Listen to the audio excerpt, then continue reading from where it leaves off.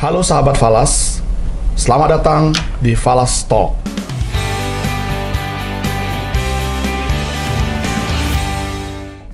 Saya Fajar B.S. Lase, staf khusus Menteri Hukum dan HAM, bidang transformasi digital. Buat sahabat Falas yang baru pertama kali bergabung dalam kanal ini, kami sampaikan bahwa kanal YouTube Falas Talk ini adalah tempat perbincangan santai namun serius juga terkait berbagai bidang hukum dan HAM. Selain melalui kanal YouTube ini, sahabat Falas juga dapat melihat di TikTok, di Instagram, Facebook, bahkan di kanal yang tidak berbayar, Spotify. Sahabat Falas, episode kita kali ini akan membahas RUU KUHP. Seperti yang kita ketahui, ada begitu banyak pasal isu krusial yang menjadi concern masyarakat.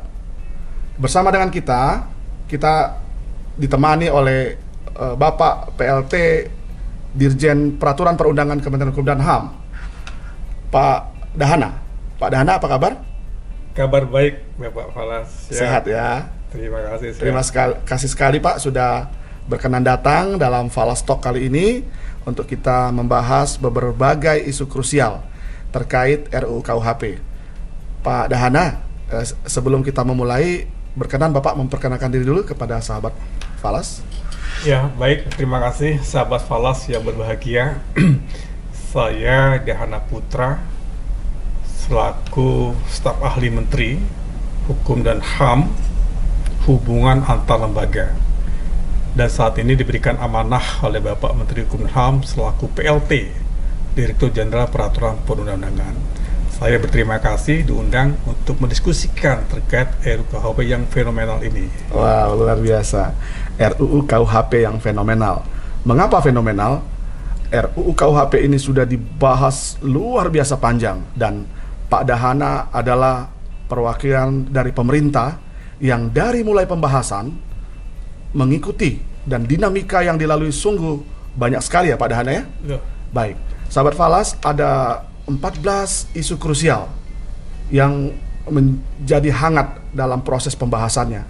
Namun kita kali ini tidak akan membahas isu yang sangat sensitif. Ada 3 pasal yang luput dari concern masyarakat.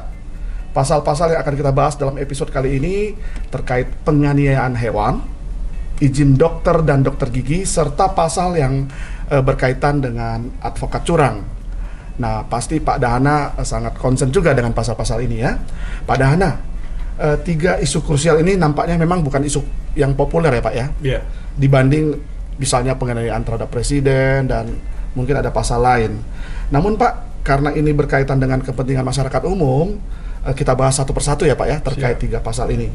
Baik Pak, pasal pertama yang kita bahas adalah mengenai penganiayaan hewan. Mungkin Bapak bisa jelaskan, apakah sudah ada peraturan sebelumnya terkait penganiayaan hewan ini, Pak? Ya, baik, terima kasih sahabat Falas dan Pak Falas sendiri. Ya, sebelum saya menjawab pertanyaan yang sangat-sangat baik sekali, karena itu menjadi 14 isu krusial yang saat ini sedang didalami dan juga dikaji oleh pemerintah maupun juga DPR. Perlu kami informasikan bahwa penyusunan RUU KUHP ini atau RKUHP itu dilakukan sejak 1963. 1963. Jadi sudah 7 presiden, Pak. Wow. 7 presiden, 15 menteri, dan sudah 17 guru besar sudah meninggal. Sejak pembahasan awal 17 guru besar meninggal. Jadi, terakhir Pak Prof Muladi ya Pak ya? Ya. 1963 itu Pak Presiden Soekarno itu menyampaikan dan juga menerima kajian yang dilakukan oleh Lembaga Pembinaan Hukum Nasional. Kalau sekarang ini disebut BPHN. BPHN, iya. Beliau menerima naskah itu dan beliau menyampaikan kepada kabinetnya untuk mendalami. Pada tahun 1984, draft resmi yang disampaikan oleh tim ahli kepada pemerintah. Waktu itu yang terima adalah Menteri Kehakiman, yaitu Pak Ismail Saleh. Pembahasan luar biasa, kajian pun juga luar biasa, Dan pada tahun 2012 Bapak Presiden SBY menyampaikan kepada DPR pertama kali. Tapi memang belum dibahas, hanya menyampaikan dokumen 2 RKUHP dengan RUU KUHP. Nah, pembahasan secara optimal pada tahun 2015 waktu zaman Pak Presiden Jokowi, Pak Jokowi pertama baru kali dibahas. beliau mengoptimalkan itu sampai di 2019. Sejatinya 2019 itu disahkan, Pak. Sejatinya. Namun dinamika luar biasa dinamika terjadi luar pada waktu itu, biasa. Pak ya. Presiden sangat wise dan juga melihat berbagai perkembangan. Maka Presiden menugaskan Menteri Hukum dan HAM untuk mengkaji kembali dan memberikan ruang kepada masyarakat untuk memberikan masukan terhadap RKUHP tersebut. Iya. Kedua adalah terkait substansi penganiayaan hewan. Sejatinya memang ketentuan ini itu sudah diatur dalam KUHP yang saat ini, Pak. KUHP yang masih berlaku saat ini. Jadi KUHP yang berlaku ini itu ada 3 buku, ya, ketentuan umum, ya, kejahatan dan juga pelanggaran. Nah, kebetulan terkait penganiayaan hewan itu ada di buku ketiga, itu pelanggaran. Nah, di RKUHP saat ini mengadopsi kembali ketentuan itu, dimasukkan sebagai delik pidana. Kalau kita lihat RKUHP itu ada 3 kepentingan, Pak. Kepentingan masyarakat, individu, dan negara. Negara memiliki kewajiban untuk melindungi tidak hanya manusia tapi juga hewan. Jadi negara punya suatu kewajiban untuk melindungi. Maka ketentuan pasal itu masih diadopsi dalam RKUHP. Gitu, Pak. Baik, terkait pasal tersebut, Pak, itu apakah semua hewan atau ada hewan-hewan tertentu, Pak, yang menjadi concern pasal tersebut, Pak? Ya, kalau kita bicara ketentuan itu semua hewan, Pak. Semua hewan, ya. Nah, dalam prakteknya kan ada hewan seperti tikus yang menjadi objek untuk laboratorium, ya. Ada hewan peliharaan yang sering kita lihat itu kucing, anjing. Nah, ada hewan yang menjadi digunakan juga untuk upacara-upacara keagamaan. Ya. Nah, apakah hewan-hewan tersebut saja atau semua hewan, ya, Pak? Atau hanya ini keinginan pecinta kelompok pecinta hewan, Pak? Ya, pertama adalah objeknya semua hewan, Pak. Ya. Itu objeknya. Kedua, yang bisa dipidana adalah pertama ada menganiaya, Pak. Menganiaya sehingga mereka sakit, mati, gitu kan, itu suatu perbuatan bisa dipidana, Pak. Jadi terkait hewan yang digunakan untuk upacara adat, ya, itu tergantung prosesnya, Pak. Kalau prosesnya itu mungkin menganiaya, quote and quotes, itu mungkin ada. Namun demikian kami juga melihat bahwa itu adalah kualifikasi pelanggaran pada saat ini kan di KUHP seperti itu. Tapi esensinya adalah pemerintah ingin tetap melindungi hewan itu supaya tidak dianiaya. Karena itu hewan kan tetap makhluk Tuhan, ya, Pak, ya. Jadi tetap mulai saat ini sahabat Falas, hati-hati kalau mau mukul nyamuk, mau bunuh kecoa, masuk dalam pasal penganiayaan hewan juga nih, Pak Dahana. Bahaya ini, Pak Dahana. Pak Dahana, ini apa ya yang menjadi latar belakang perubahan atau adopsi pasal penganiayaan hewan ini dari KUHP sebelumnya yang masih berlaku saat ini dengan yang sudah direvisi di KUHP yang baru nih, Pak? Pertama memang pada saat proses penyusunan ini kan berbagai kegiatan dilakukan, Pak. Ya. Kita udah hearing dan juga berbagai langkah dan kegiatan. Termasuk ketentuan pasal ini itu juga usulan dari penyayang binatang. Mereka minta supaya tetap dipertahankan pasal ini. Ya mungkin nanti kita akan dalami apakah tetap di RKUHP ataukah nanti akan dialihkan ke peraturan yang lain yang sifatnya mungkin, karena gini, di Indonesia kan punya suatu karakter budaya beda-beda, ya, Pak. Iya, Pak. Ada yang suka juga hewan-hewan tertentu ya Pak ya? Juga, ya contoh mungkin ada di wilayah tertentu, justru itu sebagai tempat untuk prosesi adat atau apa gitu.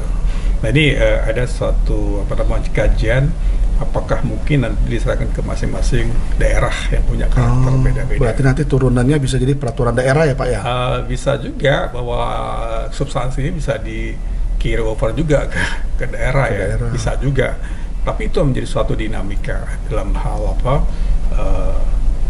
diskusi saat ini, dan juga pemerintah kan apalagi sudah ada arahan dari Presiden untuk melakukan sosialisasi di semua wilayah Indonesia, belum menegaskan supaya secara masif lakukan.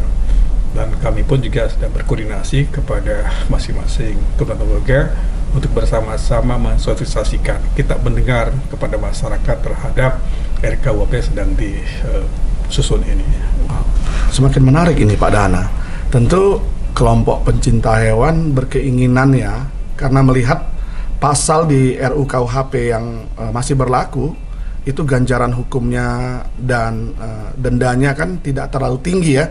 Apa mungkin karena itu zaman baheula ya Pak ya, nilai mata uangnya masih segitu. Nah di pasal terkait pengendalian hewan di KUHP yang berlaku ini, hukuman dan ganjarannya itu bagaimana Pak? Diatur juga? Ya, tetap diatur Pak.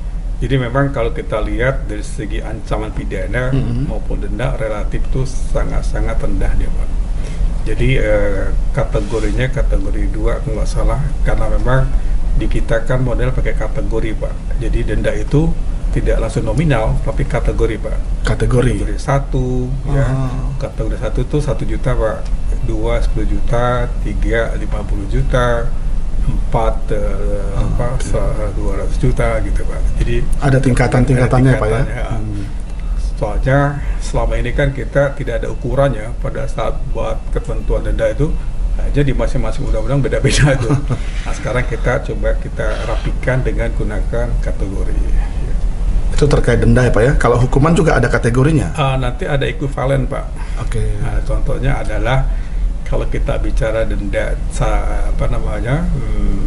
kategori 1 itu 6 bulan. Kategori 2 bisa ekuivalen dengan 1 tahun. Nah, seperti itu. Terima kasih. Iya. Luar biasa Pak Dana. Sahabat Falas, terkait isu penganiayaan hewan ini sudah lebih diatur dalam KUHP yang baru, dan ada pasal terkait denda dan juga hukuman yang terkini ya, lebih kekinian. Baik, sebelum kita lanjut kepada isu krusial yang kedua, sahabat Falas jangan lupa like, follow, dan subscribe kanal YouTube Falas Talk ini supaya bisa dapat kesempatan pertama di episode selanjutnya. Pak Dahana, kita masuk kepada isu krusial kedua nih Pak. Iya Pak, silakan Pak. Nah, terkait izin dokter dan dokter gigi Pak. Iya. Ini menjadi menarik karena apakah ini baru muncul setelah isu krusial ID ya Pak ya? Ikatan Dokter Indonesia, atau dalam proses pembahasan dan di tahun 2019 itu sudah masuk pasal ini Pak? Ya, ya memang kebetulan izin dokter ini kan juga menjadi satu isu yang dari 14 isu Pak. Betul. Ya. Ternyata pada saat kami dalami, kami cek, ternyata itu sudah dibatalkan oleh MK di 2012 ketentuan itu. Jadi makanya bahwa pasal itu kita bersepakat dengan anggota DPR bahwa itu kita hapus karena udah putusan MK-nya Pak 2012 satu. Menariknya adalah putusan MK itu memberikan suatu pandangan dan juga pengertian. Kalau tukang gigi itu dia hanya sebatas dia membuat gigi palsu dan memasang gigi palsu, dan itu kerjanya turun menurun seperti itu Pak. Maka ketentuan yang terkait izin dokter itu dibatalkan oleh MK di 2012. Maka tidak ada lagi itu nanti.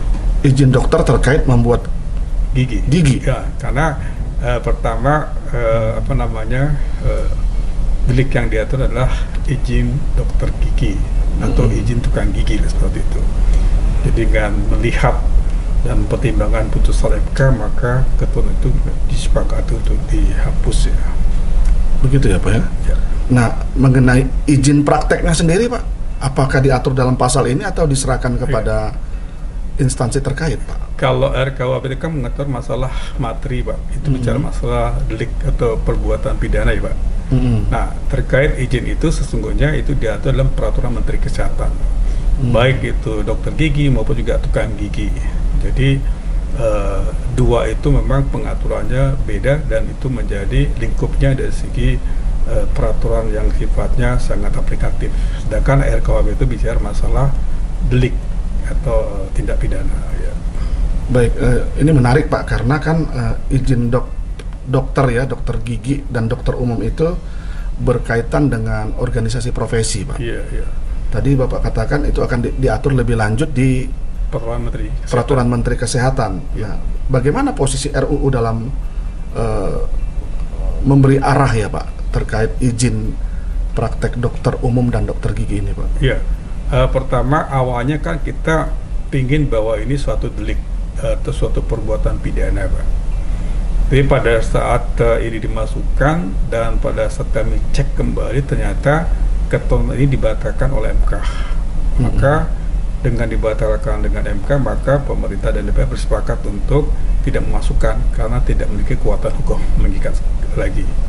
Nah, tapi dalam konteks pasal itu terkait dokter gigi dan tukang gigi diatur dalam peraturan Menteri Kesehatan itu sendiri Pak. Jadi peraturan Menteri Kesehatan itu bicara masalah tata cara dan juga baik dokter gigi maupun juga tukang gigi sudah diatur di sana seperti itu. Ya menarik Pak karena kalau tidak salah dalam beberapa waktu terakhir ini Bapak Menteri Hukum dan HAM itu ada menerima audiensi dari para dokter yang susah praktek. Mungkin Bapak juga mendampingi Pak Menteri pada waktu itu Pak ya? Iya.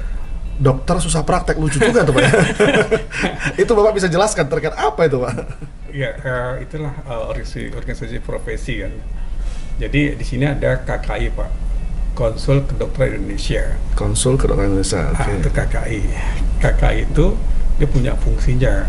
Fungsi pertama adalah pembinaan dokternya, fungsi kedua adalah regulatornya, fungsi ketiga adalah menerbitkan perizinan. Tapi kalau ini itu organisasi profesi terkait kode etik seperti itu. Harusnya terkait kode etik ya? Jadi memang beda-beda sih kan sudah masing-masing punya. Tapi kelihatannya melebihi kode etik ya Pak ya? Nah itu dia. Sampai ada kumpulan dokter susah praktek itu yang concern mereka ya terkait itu. Padahal harusnya bukan ranahnya bukan di ID ya Pak ya? Ya mungkin ada ya perlu dikaji kembali sih. Iya. Ya, semakin menarik ini Pak Dahan agak hati-hati menjawabnya kelihatannya. Namun ya menjadi pembelajaran tentu ya bahwa peraturan-peraturan itu mungkin ada tapi karena kurang dipahami Pak ya. Iya. Baik oleh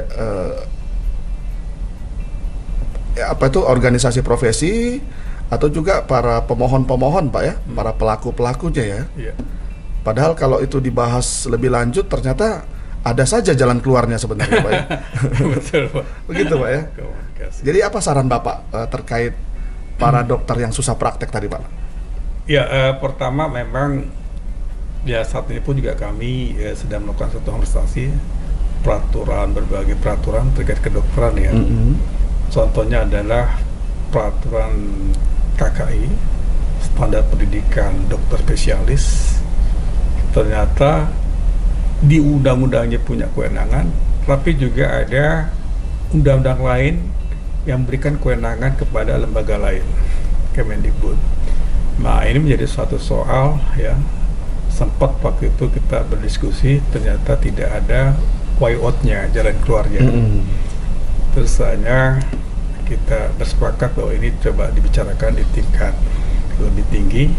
Tapi memang satu sisi masing-masing undang-undang itu memberikan suatu delegasi yang dan kewenangan dengan lembaga yang lain. Nah, Kemendikbud saya lihat mengambil satu langkah untuk mengubah undang-undang pendidikan ya, Sisdiknas itu salah satu adalah merespon terhadap over kewenangan ya. Over kewenangan ya. Jadi memang seyogianya kementerian terkait ya yang memiliki otorisasi ya terkait para lulusan-lulusan yang ada kaitannya dengan mereka ya. Saya melihat undang-undang kita ada sedikit soal ya Pak.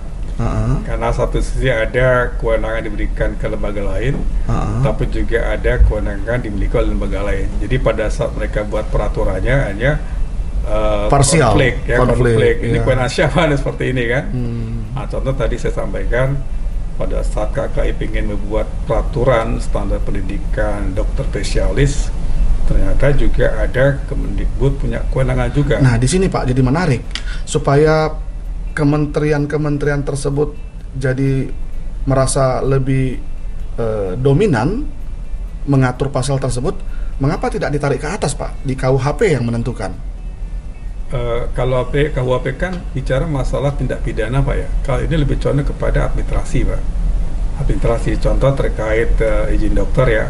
Itu kan lebih condong kepada undang-undang kedokteran sendiri ya kan? Oh, mungkin di ortanya ya Pak ya? Ya mungkin undang-undang spesial sendiri Pak. Ya undang-undang khususnya dia begitu kan? Ya. Contoh juga Kemendikbud juga punya kewenangan juga bahwa mereka punya kewenangan untuk menentukan standar pendidikan. Nah, pada saat bicara kewenangan terkait menentukan standar pendidikan, ternyata KKI pun juga punya juga. Nah, ini pada saat kami lakukan harmonisasi terhadap peraturan KKI, ya ternyata kan pada saat proses itu kan kami melibatkan juga instansi lain kan. Ternyata dari instansi lain maka tahu ini kewenangan saya nih. Nah, kalau seperti ini hanya proses administrasi nggak jalan karena kan harus ditemukan terhadap suatu kewenangan dan juga substansi yang akan diatur supaya tidak ada disharmonis satu sama lain. Nah, ini yang memang sampai sekarang pun juga belum selesai Pak. Berarti kalau kita simpulkan KUHP itu kan tidak mengatur lebih detail hal tersebut. Iya, dia bicara masalah pidana. Bicara masalah pidana saja. Iya. Namun harus ada way out-nya nih Pak ya, duduk bersama antara instansi terkait. Iya. Tentu nanti Bapak mungkin menjadi jalan tengahnya untuk mengharmonisasikan peraturan-peraturan tersebut ya Pak ya. Iya. Luar biasa nih Pak Dahana. Supaya tidak disharmonis. Luar biasa. Baik sahabat Falas, kita akan masuk kepada isu krusial ketiga. Yogianya nggak boleh ya Pak ya, kalau dia menjadi advokat di satu pihak ya harus fokus ya. Betul. Tapi bagaimana caranya kita bisa, bagaimana cara pasal ini mengatur secara rinci deliknya Pak, bahwa dia berdiri di dua kaki? Ya, sesungguhnya pasal ini DPR dan pemerintah bersepakat dihapus Pak. Okay. Karena itu menjadi suatu diskriminasi. Pertanyaan adalah, lo kenapa advokat? Padahal dalam proses peradilan kan ada unsur penyidik, penuntut umum maupun juga hakim kan. Betul Pak, betul. Nah, jadi waktu itu kami dalami bahwa ketentuan pasal advokat curang ini kita sepakati untuk dihapus. Karena mereka pun juga sudah diatur di undang-undang masing-masing Pak. Undang-undang kepolisian, kejaksaan, advokat pun sudah mengatur. Apakah pasal ini sudah ada di KUHP sebelumnya Pak? Belum ada. Belum ini ada. Pasal baru Pak. Pasal baru ya. Ya, pasal baru. Sekarang ini disepakati dihapus atau masih proses Pak? Baru kesepakatan saja atau bagaimana Pak? Jadi waktu pemerintah menyampaikan kepada DPR terkait progres RKUP, salah satu adalah menyampaikan 14 isu krusial. Dalam laporannya itu pemerintah menyampaikan dari 14 isu krusial itu ada 2 isu krusial yang disepakati untuk dihapus. Pertama tadi terkait izin dokter, ya, karena izin itu dokter. ya sesuai dengan putusan MK. Dan kedua adalah advokat curang, karena advokat curang dianggap sudah diatur di undang-undang masing-masing. Dan kedua menjadi suatu kriminalisasi terhadap suatu profesi tertentu. Harusnya semuanya gitu kan, tidak hanya advokat tapi semua aparat penegak hukum gitu ya. Ya seperti itu Pak. Dari penyidik, ya, pendamping, ya, semua penuntut, semua yang ada di proses peradilan itu semua dimasukin. Nah, sebenarnya kalau kita bicara tentang advokat curang Pak, kelihatannya bukan hanya terkait berdiri di dua kaki Pak, tapi mengenai tarif juga menarik Pak. Ya. Sepertinya tidak ada tarif yang ditentukan Tergantung juga ya Pak ya. Di pasal KUHP ini Ya, sempat diatur Pak. Walaupun kata Bapak saya sampaikan tadi disepakati akan dihapus ya Pak ya. Diatur tidak ya Pak ya? ya karena itu bukan termasuk delik, dia diatur dalam undang-undang tersendiri, Pak. Undang-undang advokat sendiri. Jadi undang-undang advokat sendiri mengatur terkait tarif. Tarif itu didasarkan oleh kesepakatan dan juga ada suatu kewajaran juga. Itu sudah dimuat tuh Pak di undang-undang advokat. Bapak tidak tertarik jadi advokat Pak? Saya lahir besar di Kumham, saya pengen tetap di Kumham, Pak. Wah, luar biasa sekali. Obrolan kita ini sangat menarik dan insightful. Karena ada beberapa hal yang tadinya kita tidak tahu. Dengan pembahasan dari narasumber yang mengikuti dari awal, kita jadi tercerahkan. Pak Dahana, terima kasih sekali sudah datang dalam sesi Falas Talk ini, membahas isu-isu krusial yang ada dalam proses pembahasan RUU KUHP. Pertanyaan terakhir Pak, status RUU KUHP ini saat ini bagaimana Pak?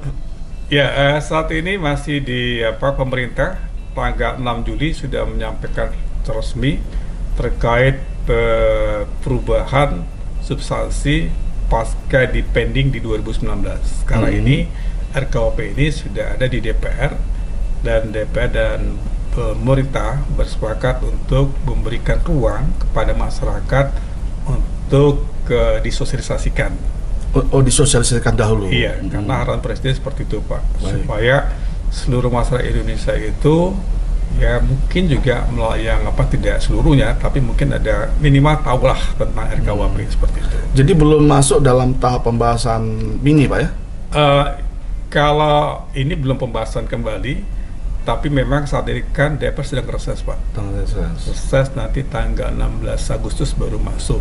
Kelihatannya masih panjang perjalanannya Pak ya? Panjang Pak, panjang karena memang kita bersepakat melaksanakan arahan Presiden untuk disosialisasikan, maka nanti kami akan buat tim yang akan mensosialisasikan ke seluruh wilayah Indonesia bersama tidak hanya Kumham tapi juga gabungan Pak, ada Kominfo, ada BIN, ada Polri, ada Kejaksaan, jadi sama-sama nanti. Wah, luar biasa, karena ini menyangkut aturan yang mengatur, turunannya banyak ya Pak ya, maka tidak boleh sampai nanti justru melenceng dari harapan masyarakat ya Pak ya? Betul. Terima kasih banyak Pak Dahana. Kembali Bapak. Ya. Luar biasa, dan jangan lupa Bapak karena menjadi PLT Dirjen PP, tentu peraturan-peraturan yang lain nanti akan banyak yang kita harapkan Bapak terkait di dalamnya dalam proses-proses pertemuan di Falas Talk ya Pak ya? Siap, kami sangat terbuka dan kami pun juga siap untuk apabila diundang kembali Pak. Baik, Pak. Ya. Terakhir Pak, apa pesan Bapak kepada Falas Talk? Mungkin ada quote atau hal-hal lain Pak? Ya, pertama kami apresiasi Falas Talk ini membahas, mendiskusikan isu-isu yang sangat krusial. Kalau lihat di media sosial, RKUHP itu menjadi top news ya. Betul. Itu akan menjadi suatu hal menarik dan kami pun juga berterima kasih melalui Falas Talk pun juga bisa memberikan informasi kepada masyarakat supaya tidak hanya mengetahui secara informasi dari yang mungkin yang tidak dari sumber yang tidak kurang pas ya, tapi dengan ini saya pikir bisa menyampaikan sesuatu yang sesuai dengan faktanya. Demikian. Baik, terima kasih banyak Pak Dahana. Sahabat Falas, pembahasan kita hari ini di sesi Falas Talk ini hanya intro saja ya. Tetapi intro pun sudah banyak yang kita ketahui. Sahabat Falas, silakan berikan masukan. Nanti kita akan bahas apa lagi supaya Pak Dahana akan menjawabnya kepada kita. Jika ada pertanyaan jangan lupa masukkan dalam kolom komentar. Baik sahabat Falas, kita akan ketemu di episode berikutnya. Jangan lupa subscribe, follow, dan like supaya sahabat Falas bisa menerima pertama apabila ada kiriman dari Falas Talk. Sekali lagi Pak Dahana, terima kasih. Terima kasih Pak Falas. Sampai ketemu di sesi berikutnya.